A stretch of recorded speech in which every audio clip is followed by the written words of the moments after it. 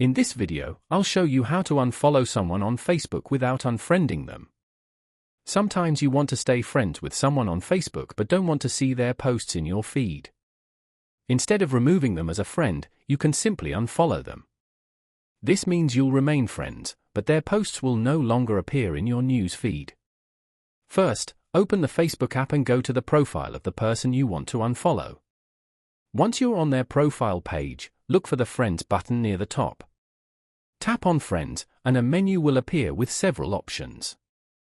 From the list, tap on Unfollow. As soon as you do this, you will stop seeing their posts, photos, and updates in your news feed. Don't worry, the person will not be notified that you unfollowed them, and you will still remain friends on Facebook. If you ever change your mind, you can go back to their profile and tap follow again to start seeing their posts. And that's it. That's how you can unfollow someone on Facebook without unfriending them.